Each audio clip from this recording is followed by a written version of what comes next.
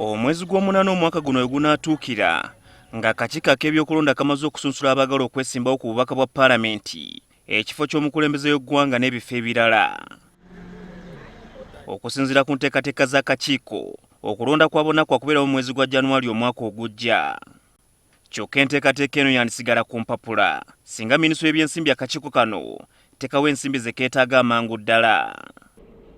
Bw'abadde ayanjula alipoota ye y'omwaka gw'ebyensimbi ogwa 2018-2019, Ssaababalirizi w'ebitabo bya Gavumenti John Muwanga ategeeza Sipiika Kadaga nga ku nsimbi obuwumbi 796 akakiiko zekasaba bwe kakafunako obuwumbi 41 zokka.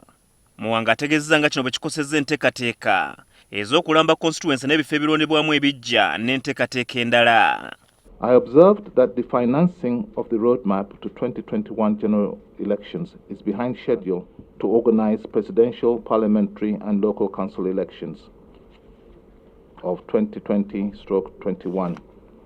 The critical activities to the roadmap that could not be financed from the limited MTEF, that's medium-term expenditure framework, provisions include demarcation of electoral areas, reorganization of polling stations, specialized training. The general elections, I think, are in serious trouble because according to the election timetable of both the parties and the Independent Electoral Commission, primaries should be in May.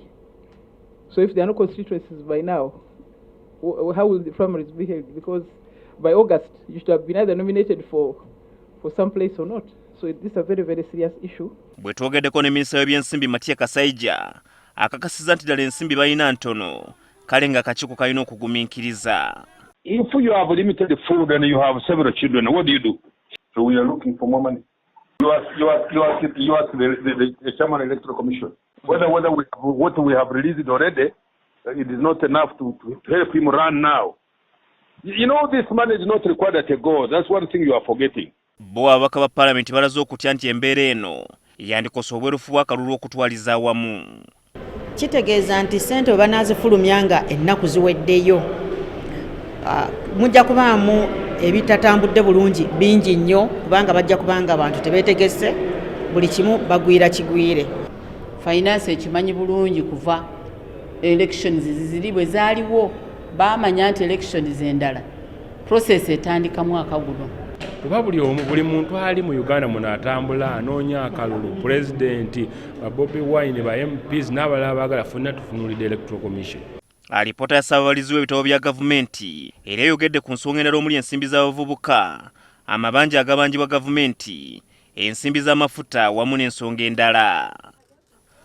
Ziwa, NTV Akawungeezi.